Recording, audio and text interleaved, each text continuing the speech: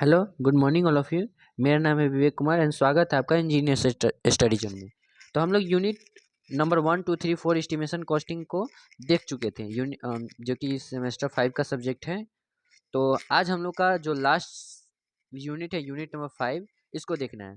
तो जहाँ तक कि हम लोग आप लोग को जैसे पता है कि हम लोग ने इम्पोर्टेंट क्वेश्चन की सीरीज को 3 भागों में डिवाइड किया है।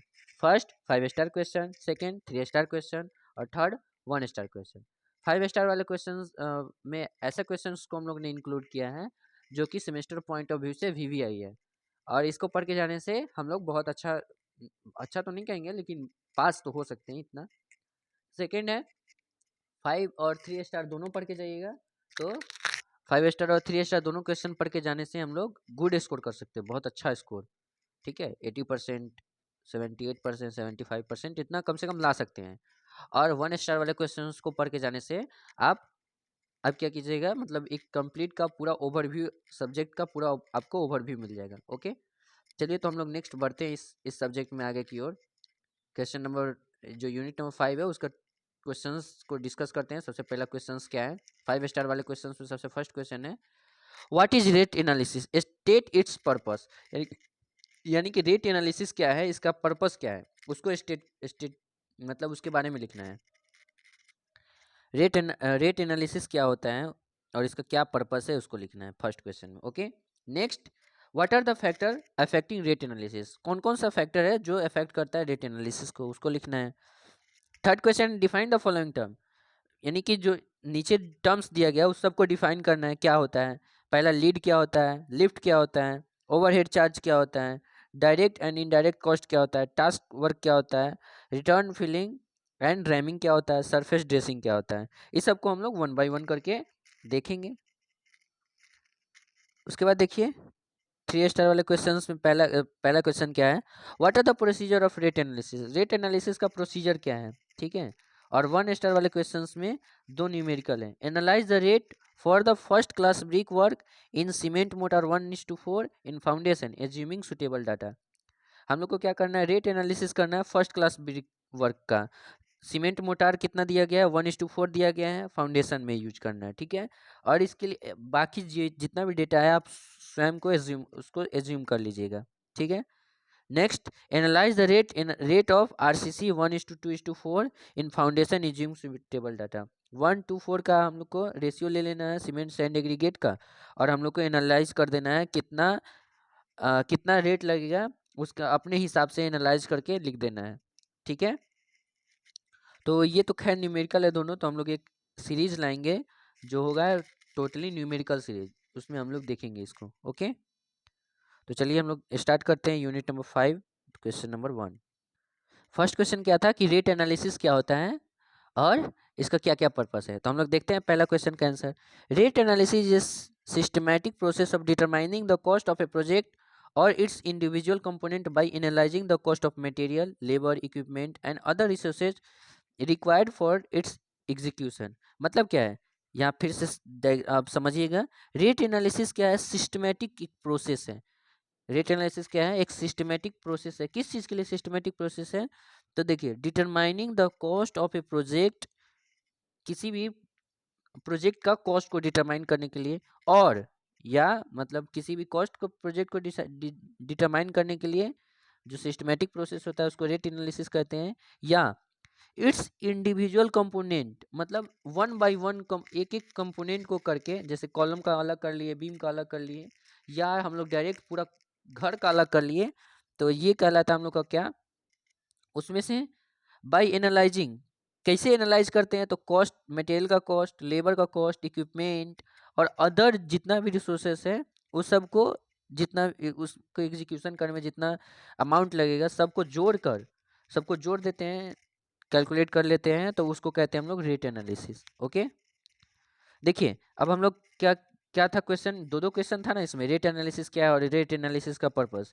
तो सेकंड क्वेश्चन का आंसर देखिए इसी का, हियर आर द सम की purpose of rate analysis. Rate analysis का कुछ की पर्पस यहाँ पे दिया गया है, ठीक है। देखिए पहला, एक्यूरेट कॉस्ट एस्टिमेशन, यानी कि एक्यूरेसी से हम लोग कॉस्ट एस्टिमेशन करेंगे, ठीक है। पहला, it help in estimating the total cost of a project ensuring that the budget is realistic और sufficient, is realistic and sufficient. हम लोग क्या करते हैं इसकी सहायता से, सबसे पहले हम लोग जब एक्यूरेट कॉस्ट हम लोग को पता चल जाएगा, एक्यूरेट कॉस्ट पता चल जाएगा, तो हम लोग बजट बजट रियलिस्टिक है हमारे पास है, सफिशिएंट है या नहीं, इसको हम लोग डिसाइड कर सकते हैं। क्या है, इट्स हेल्प इन एस्टिमेटिंग, यानी हम लोग को ये हेल्प किस में करता है, एस्टिमेटिंग करने में।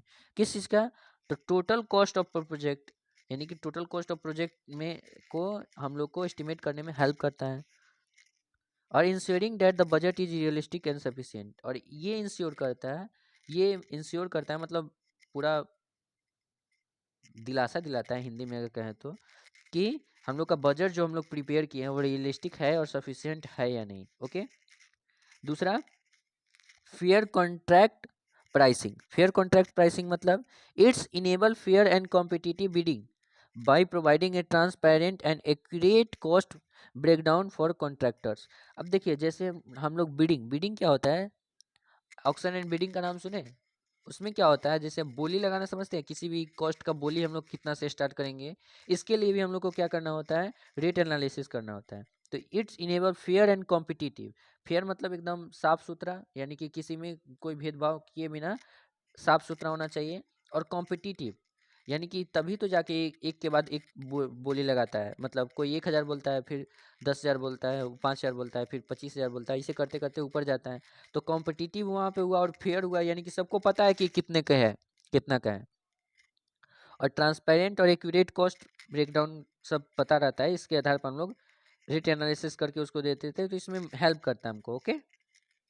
रिसोर्स प्लानिंग, रिसोर्स प्लानिंग मतलब क्या होता है, it aids in planning the required resources such as material, labour and equipment for efficient project execution. इसमें क्या होता है, जैसे जितना भी हम लोग का रिसोर्सेस है, जैसे रिसोर्सेस में क्या आता है, मटेरियल आता है, मटेरियल आता है, लेबर आता है, इक्विपमेंट आता है, इस सबको हमको प्लानिंग करने के लिए, रिसोर्स रिसोर्स को कब हमको लाना है, इसके प्लानिंग में भी रेट एनालिसिस हेल्प करता है हमको। ओके। रिस्क असेसमेंट, जैसे देखिए हम लोग एस्टिमेशन कॉस्टिंग का जो पर्पस लिखे थे ना, वो हम इसमें भी लिख सकते हैं, कुछ कुछ पॉइंट को चेंज कर करके। ठीक है। रिस्क असेसमेंट में देखिएगा, it help identify potential cost risk and develop strategy to mitigate them. देखिए, it helps identify potential cost risk, ये क्या करता है, आइडेंटिफाई करता है, ये हेल्प करने में, हेल्प करता है आइडेंटिफाई करने में कि कौन कौन सा रिस्क आने वाला है, पोटेंशियल रिस्क कौन कौन सा है, और उसके अनुसार से हम अपना स्ट्रेटजी डेवलप करेंगे। और मिटिगेशन, मिटिगेशन मतलब होता है मोल भाव करना, और मोल भाव करने में भी हेल्प करता है। ठीक है।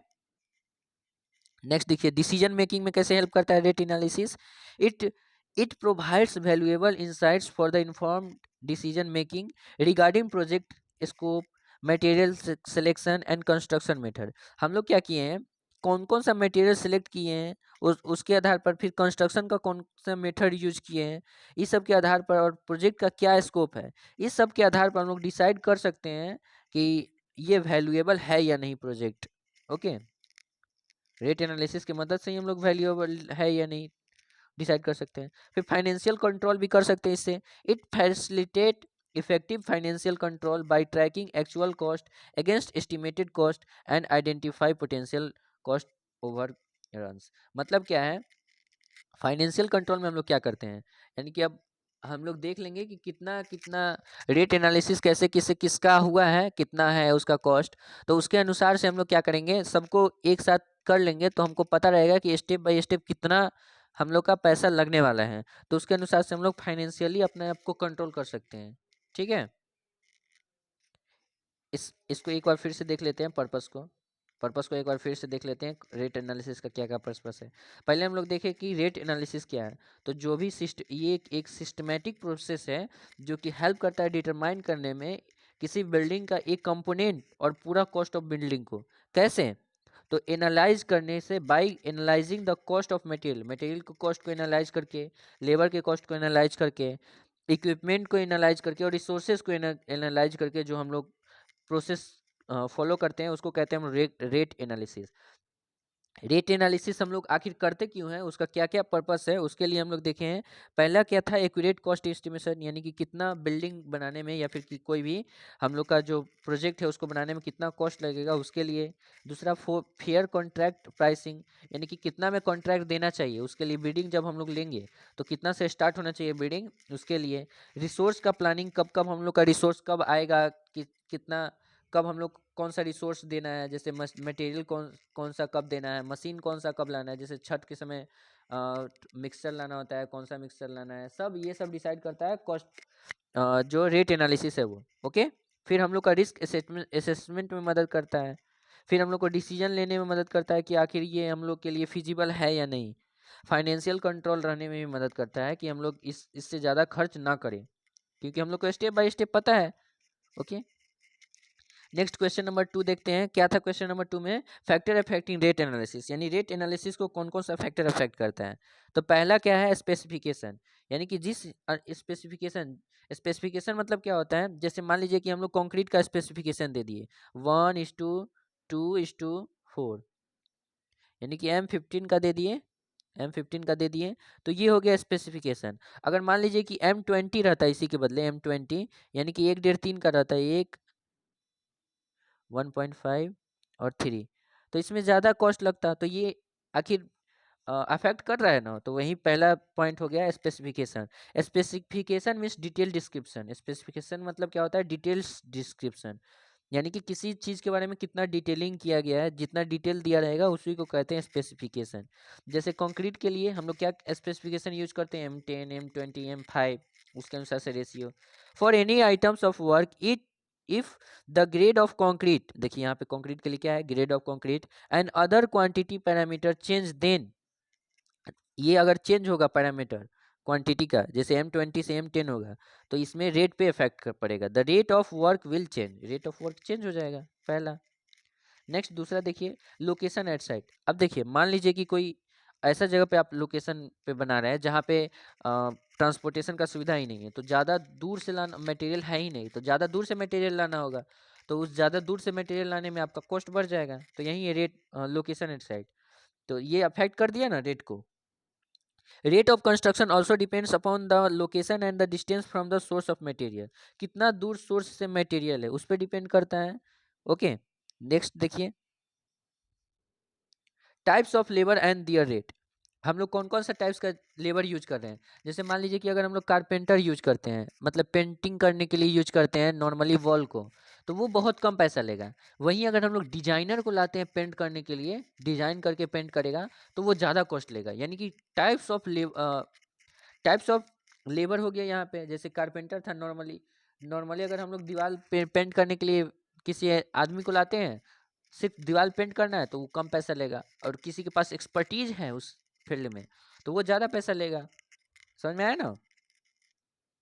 जैसे अगर हम लोग मैसन का यूज करेंगे, मिस्त्री के लिए हम लोग ज़्यादा पैसा खर्च करते हैं, और वही लेबर जो रहता है उनके साथ, तो उन पे कम, उनको कम पैसा देते हैं। तो देखिए इसमें क्या था, types of labour and there rate.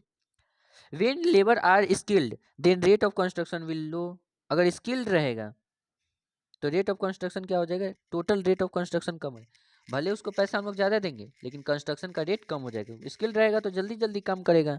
ठीक है। Quantity of material, quantity of material क्या है, when project is very big, अगर प्रोजेक्ट बहुत बड़ा है, then the large quantity of material are required, तो बहुत ज़्यादा क्वांटिटी ऑफ मटेरियल लगेगा। This large quantity of material can be purchase at lower rate, और तब हम लोग क्या करेंगे, अब इसको हम लोग एक बल्क में जब सामान खरीदते हैं तो छूट देता है कुछ ना कुछ। तो वही बोल रहा है, अगर प्रोजेक्ट अगर बहुत बड़ा है तो हम लोग बल्क में सामान खरीदेंगे, और बल्क में सामान खरीदेंगे तो कुछ ना कुछ छूट मिलेगा। तो यही बोलना चाह रहे हैं यहाँ पे क्वांटिटी ऑफ मटेरियल में। फिर देखिए प्रॉफिट एंड अदर एक्सपेंसेस। अब देखिए कॉन्ट्रैक्टर अगर ज़्यादा प्रॉफिट लेगा तो रेट बढ़ जाएगा, कॉन्ट्रैक्टर कम प्रॉफिट लेगा तो रेट कम हो जाएगा। When supervision charge is low, supervision charge अगर कम है, and also other expenses are low, अगर अदर दूसरा भी खर्चा, जैसे कोई लेबर है, वो चाय पीता है, शिखर खाता है, सिगरेट पीता है, अगर ये सब करता है, तो उसको भी अगर कॉस्ट देना पड़ेगा हमको। अगर मान लीजिए कोई नहीं खाता है तो उसका कॉस्ट तो हम लोग का बच जाएगा ना, तो प्रॉफिट अदर एक्सपेंसेस भी इसमें आ जाएगा। ठीक है। तो एक बार फिर से देख लेते हैं कि कौन कौन सा अफेक्ट करता है रेट एनालिसिस को, कौन कौन सा फैक्टर है जो अफेक्ट करता है। स्पेसिफिकेशन, जैसे ग्रेड ले लिया हम लोग, अगर M20 की जगह पर M15 का ग्रेड करेंगे तो हम लोग का रेट कम हो जाएगा। अगर M25 यूज करते हैं, M50 यूज करते हैं, तो जैसे जैसे क्वालिटी बढ़ेगा तो वैसे वैसे रेट बढ़ेगा। नेक्स्ट लोकेशन, अगर साइट जिस जिस जहाँ रहेगा वहाँ से अगर मटेरियल का डिस्टेंस ज़्यादा है तो ट्रेवलिंग कॉस्ट ज़्यादा लग जाएगा। ठीक है। अगर टाइप्स ऑफ लेबर, अगर स्किल लेबर यूज करेंगे तो कॉस्ट ऑफ कंस्ट्रक्शन कम हो जाएगा। क्वांटिटी ऑफ मटेरियल, अगर बल्क में हम लोग क्वांटिटी खरीदेंगे तो कम हो जाएगा रेट। प्रॉफिट अगर ज़्यादा लेगा तो ज़्यादा पैसा लगेगा, अगर कम प्रॉफिट लेगा जो सुपरवाइजर है तो कम प्रॉफिट लगेगा। अब हम लोग थर्ड नंबर क्वेश्चंस को देखते हैं वन बाय वन करके, जो डिफिनीशंस लिखना था, लीड क्या है, लिफ्ट क्या है। तो सबसे पहले समझिए, ये लीड और लिफ्ट एक समझ लीजिए। मान लीजिए कि ये एक अर्थ सरफेस था, ठीक है। अर्थ सरफेस में हम लोग क्या कर रहे हैं, यहाँ से गड्ढा खोद रहे हैं, यहाँ से हम लोग क्या कर रहे हैं, यहाँ से गड्ढा खोद रहे हैं, एक्सकेवेशन कर रहे हैं, ठीक है। और यहाँ पे हम लोग फिल कर रहे हैं, इस गड्ढा को ले जाकर यहाँ पे फिल कर रहे हैं। ओके। तब यहाँ से जो इसके सेंटर से इसके सेंटर तक का जो हॉरिजेंटल डिस्टेंस होगा, यहाँ से यहाँ तक, यहाँ से यहाँ मटेरियल लेके जाना होगा ना, तो इसके सेंटर से जो इसके सेंटर का हॉरिजेंटल डिस्टेंस है, इस हॉरिजेंटल डिस्टेंस को हम लोग कहते हैं लीड। क्या कहते हैं? लीड। एक सेकेंड, इसको क्या कहते हैं? लीड कहते हैं, लीड। इस हॉरिजेंटल डिस्टेंस को क्या कहते हैं? लीड। यहाँ से यहाँ तक है तो यहाँ से यहाँ तक के हॉरिजेंटल डिस्टेंस को क्या कहेंगे? लीड। ओके। और यहाँ से यहाँ तक का जो इसके सेंटर से इसके सेंटर का वर्टिकल डिस्टेंस होगा, इसको कहते हैं लिफ्ट।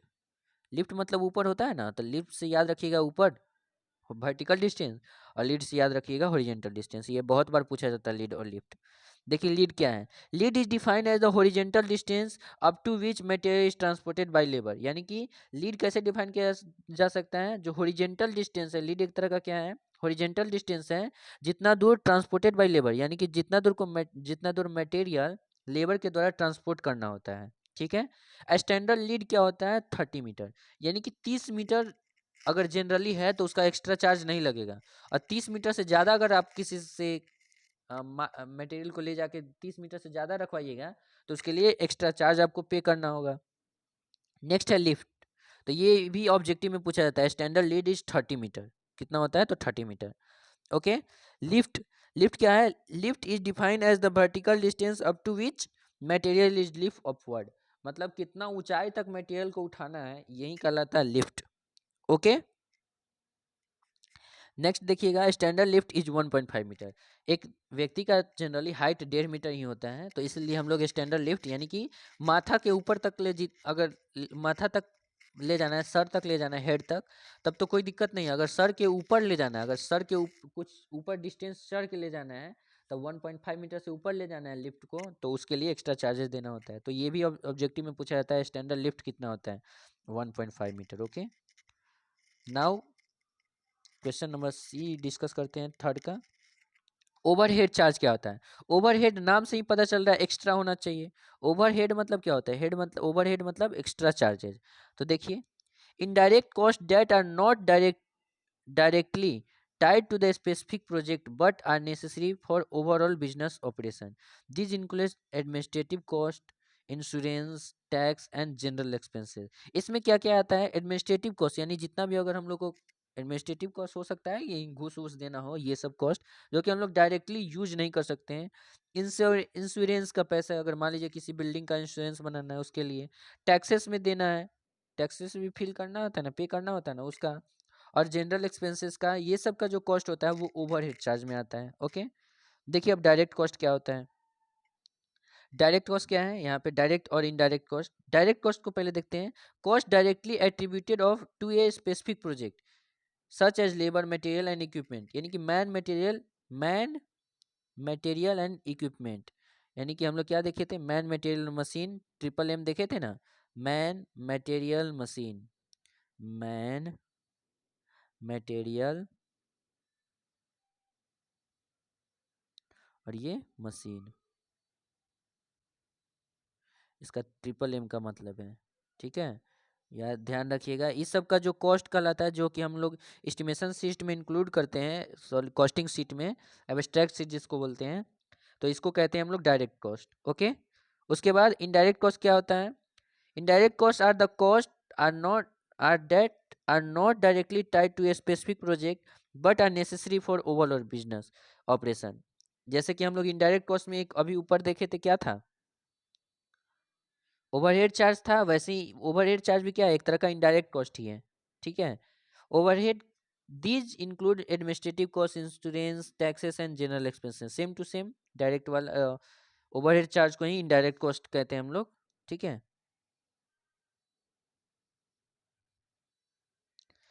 अब देखिए टास्क वर्क या आउटऑन वर्क। अब देखिए मान लीजिए कि किसी भी काम को करना है, जैसे कंक्रीटिंग ही करना है, तो ऐसा थोड़े ना है कि एक दिन में पूरा बिल्डिंग का कंक्रीटिंग हो जाता है, या फिर एक दिन में ब्रिक वर्क करना है तो एक दिन में ऐसा थोड़े ना है कि ब्रिक वर्क पूरा एक एक लेबर आएगा पूरा ब्रिक वर्क एक ही दिन में करके चला जाएगा, ऐसा नहीं होता है। सबका अपना अपना कैपेसिटी होता है। तो उसी को कहते हैं एक दिन में जितना एक व्यक्ति कर सकता है काम, उसी को कहते हैं आउटटर्न, ठीक है। तो देखिए यहाँ पे क्या है, टास्क वर्क या outturn work. The capacity of doing work by a skilled labour in one day is known as task work. यानी कि स्किल्ड लेबर है कोई काम करने वाला, जैसे मान लीजिए मैसन है। मैसन मतलब होता है मिस्त्री, राजमिस्त्री जिसको बोलते हैं। जो राजमिस्त्री है वो अगर एक दिन में जितना काम कर सकता है तो उसको कहते हैं हम लोग आउटटर्न। एक दिन में जितना काम करेगा उसका आउटटर्न कितना निकला, आउटकम जो बोलते हैं ना, कितना आउटकम निकला, उसको आउटटर्न बोलते हैं इसमें, ठीक है, या टास्क वर्क बोलते हैं। तो जनरली अगर पीसीसी वर्क है, इसमें एग्जांपल में दे दीजिएगा, पीसीसी वर्क है तो आउटटर्न कितना होता है 5 मीटर स्क्वायर, ठीक है। अगर आरसीसी वर्क है तो 3 मीटर स्क्वायर। ऐसे बहुत सी चीज का आउटटर्न दिया रहता है। आप लोग एक बार नोट्स को रिवाइज कर लीजिएगा, आप अपने अनुसार से देख लीजिएगा, ठीक है। देखिए नेक्स्ट, रिटर्न फिलिंग और रैमिंग क्या होता है? तो रिटर्न फिलिंग और रैमिंग देखिए, the initial placement of soil और अदर मटेरियल। यानी कि हम लोग क्या कर रहे हैं, जैसे मान लीजिए कि यहाँ पे हमको क्या करना है, गड्ढा को फिल करना है। यहाँ पे एक गड्ढा है उसको फिल करना है हमको, ठीक है। तो इनिशियली जो हम लोग इसमें मटेरियल डालेंगे, जैसे सॉइल से ही फिल किए हैं तो ये सॉइल क्या हो गया, इनिशियल प्लेसमेंट ऑफ मटेरियल हो गया। तो इसको हम लोग कहते हैं रिटर्न। क्या कहते हैं? रिटर्न। पहले जो इनिशियली जो मटेरियल फिल करते हैं उसको कहते हैं रिटर्न। उसके बाद अगर मान लीजिए कि इसमें कुछ वॉइड है, तो वॉइड हम लोग क्या करेंगे, तो वॉइड को फिल करने के लिए और कोई मटेरियल ऐड करेंगे। तो और कोई मटेरियल ऐड करेंगे तो उसको कहते हैं एडिंग, फिलिंग, ठीक है। Adding more material to the fill the void. यानी कि इसमें जो वॉइड रह गया, वॉइड मतलब खाली जगह जगह रह गया। मान लीजिए कि ये फिल किए, ये फिल किए, यहाँ बीच में ये वॉइड रह गया, बीच में वॉइड रह गया, तो इसको फिल करने को कहेंगे क्या, फिलिंग, ओके। नेक्स्ट क्या है, रैमिंग। रैमिंग किसको कहते हैं, compacting the material to achieve desired density. अब मान लीजिए कि ये दूर दूर था, अब हम लोग क्या करेंगे, हैमर लाएंगे, रैमर लाएंगे, धुरमुस जिसको बोलते हैं, उसको कॉम्पैक्ट कर देंगे इसमें ऐसे इस ऐसे जो होता है इससे कॉम्पैक्ट कर करके नीचे और दबा देंगे, तो इसी को कहते हैं रैमिंग, ओके। आई होप समझ में आया होगा। रिटर्न किसको कहते हैं, सबसे पहले जो इनिशियली मटेरियल फिल करते हैं उसको उसको कहते हैं रिटर्न। फिलिंग किसको कहते हैं, जो वॉइड बच जाता है उसको फिल करने को फिलिंग कहते हैं। और रैमिंग किसको कहते हैं, जो मटेरियल है उसको हम लोग कंपैक्ट कर करके कंपैक्ट करके जो जिसका उसका डेंसिटी बढ़ा देते हैं उसको कहते हैं रैमिंग। सरफेस ड्रेसिंग क्या होता है, a road maintenance technique involve the application of thin layer of bitumen material such as bitumen emulsion और tar followed by spread of aggregate. हम लोग देखिए इसको समझिए पहले। जब हम लोग रोड बनाते हैं, ये रोड है हमारा, मान लीजिए ये क्या है, रोड है, ठीक है। इसका कुछ थिकनेस होता है, यहाँ से यहाँ तक, यहाँ से यहाँ तक, ये रोड का थिकनेस है, ठीक है। ये हम लोग का रोड है। रोड पे क्या होता है ना कि हम लोग जब गाड़ी वाड़ी चलाते हैं तो वो ऊपर वाला लेयर घिस जाता है। तो इसी को अगर हम लोग को घिसने से रोकना है, तो घिसने से रोकने के लिए हम लोग क्या करते हैं, सरफेस को ड्रेस कर देते हैं, कुछ कुछ मटेरियल ऊपर से चढ़ा देते हैं। जैसे आप लोग रोड को देखे हुएगा, जब उसका गिट्टी ऊपर वाला उखड़ जाता है तो हम लोग क्या डाल देते हैं, बिटुमिन का एक बार लेयर चढ़ा देते हैं, यानी कि अलकतरा चढ़ा देते हैं ऊपर से, तो फिर से हो जाता है, ड्रेस्ड हो जाता है। इसी को कहते हैं देखिए surface dressing. A road maintenance technique involve the, यानी कि ये कैसा टेक्निक है, सरफेस ड्रेसिंग रोड को मेंटेनेंस करने का टेक्निक है। इन्वॉल्व क्या क्या इन्वॉल्व करता है इसमें, सरफेस ड्रेसिंग क्या है, एक तरह का रोड का मेंटेनेंस का टेक्निक है। जो इसमें इन्वॉल्व क्या क्या है, application of thin layer of bitumen material, यानी कि बिटुमिनस मटेरियल को हम लोग अप्लाई करते हैं थिन लेयर, एकदम thin layer, such as bitumen emulsion और तार, बिटुमिन इमल्सन का यूज करते हैं या फिर तार का यूज करते हैं, फॉलोड बाय द स्प्रेडिंग और ऑफ एग्रीगेट, यानी जो एग्रीगेट है उस पर स्प्रेड कर देते हैं, उसी को कहते हैं। In estimating and costing the cost of surface dressing involve the cost of material, यानी कि बिटुमिन का मटेरियल का जितना भी कॉस्ट है और एग्रीगेट का जितना भी कॉस्ट है, लेबर का कॉस्ट, इक्विपमेंट जो जो यूज किए हैं उस सब का कॉस्ट जोड़ लेते हैं, तब हम लोग का एस्टिमेटिंग एंड कॉस्टिंग में जो कॉस्ट टोटल निकालना है ड्रेसिंग का वो निकल जाता है। ओके, नेक्स्ट हम लोग को प्रोसीजर पढ़ना है रेट एनालिसिस का। प्रोसीजर हम लोग कैसे कैसे रेट एनालिसिस करते हैं, तो इसको हम लोग वन बाय वन करके देखते हैं। देखिए, procedure of rate analysis, the rate analysis is work out for the particular item by following step. नीचे स्टेप दिया गया है, इसके अनुसार से हम लोग रेट एनालिसिस करते हैं। ओके, पहला स्टेप क्या है, the quantity of material and number of labour should be calculate, then their cost are added together. हम लोग सबसे पहले क्या करेंगे, सबसे फर्स्ट स्टेप में आप लोग यहाँ लिख लीजिएगा स्टेप वन, एक सेकेंड, यहाँ पे लिख लीजिएगा स्टेप वन, तब लिख के रह दीजिएगा। सबसे पहले हम लोग क्या करेंगे, क्वांटिटी ऑफ मटेरियल निकालेंगे कि कितना मटेरियल लगने वाला है एंड कितना नंबर लगने वाला है, सब कैलकुलेट करने के बाद should be calculated, then their cost are added, तब सबका कॉस्ट को हम लोग ऐड कर देंगे। सबसे पहले मटेरियल का कॉस्ट निकालेंगे, फिर लेबर का कॉस्ट निकालेंगे, सबको ऐड कर देंगे। फिर क्या करेंगे, ऐड 1.5% एज वाटर चार्ज, 1.5% हम लोग वाटर के लिए चार्ज को ऐड कर लेंगे, 10% कॉन्ट्रैक्टर्स का प्रॉफिट ऐड कर लेंगे, 3% कंटीजेंसीज ऐड कर लेंगे, 3% कंटीजेंसीज ऐड कर लेंगे। और उसके बाद इसमें लिखना छूट गया है, लिख लीजिएगा आप लोग, 3% कंटीजेंसीज ऐड कर लेंगे, फिर 8 to 10% क्या ऐड कर लेंगे, जो सैनिटेशन और वाटर इलेक्ट्रिकल फिटिंग के लिए 8% ऐड कर लेंगे, 8%। इस सबको ऐड करने के बाद सबसे लास्ट में क्या करते हैं, the total of all these known as rate of item, यानी कि सबको जब टोटल कर देते हैं, जोड़ लेते हैं, तो निकल जाता है रेट ऑफ आइटम, यानी टोटल कितना पैसा लगेगा। ओके, आई होप आपको सारा समझ में आ गया होगा। और बच गया हम लोग का एस्टिमेशन कॉस्टिंग में न्यूमेरिकल, तो इस न्यूमेरिकल को सेशन को हम लोग एक ही सेशन में, अगर पॉसिबल होगा तो हम लोग एक ही सेशन में देख लेंगे, जो नेक्स्ट सेशन आने वाला है उसमें। Okay, thank you.